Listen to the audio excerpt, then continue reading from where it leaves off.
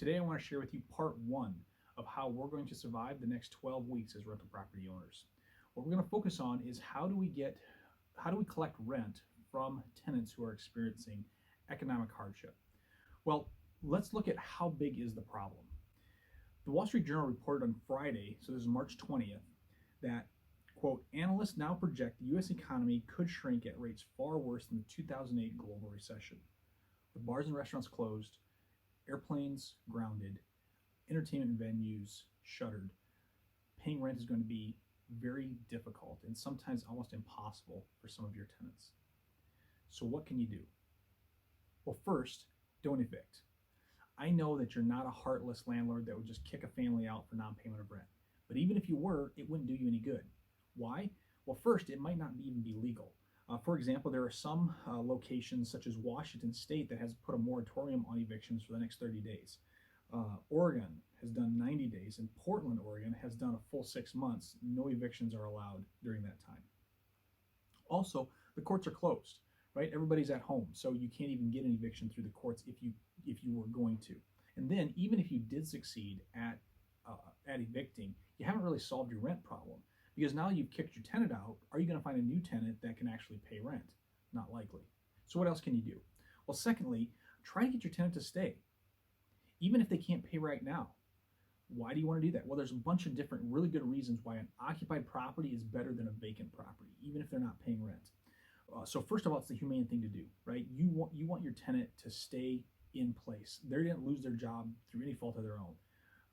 Second of all, if there's a tenant in place, they can alert you. They're like a set of eyes to tell you about any problems, water leaks, the heat not working, vandals, anything like that. They're your guard dog, essentially, at your property to take care of it. The third thing you can do is talk to your tenant, right? So if they come to you and say, hey, I'm having a hard time paying, or even if the rent hasn't come in, by the second or the third, I'd be on the phone to them and say, hey, what can you pay? Maybe they can pay 75% of the rent. What happens if their hours were cut? Maybe they are getting 75% pay.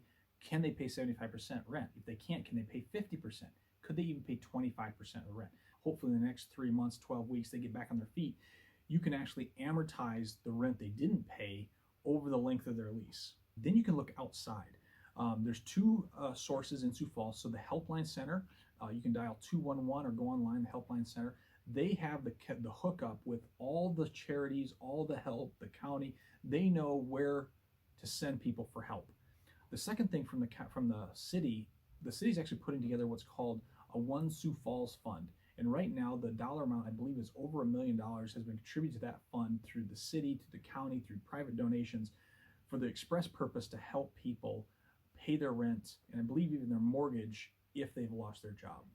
And then the final thing you can do is talk to the tenant about paying their electric, water, and gas bill.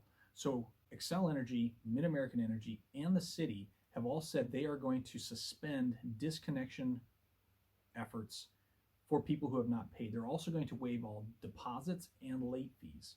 If they can keep the power on and pay part of the rent or pay part of their electric bill and part of the rent to get everybody through, that would be better.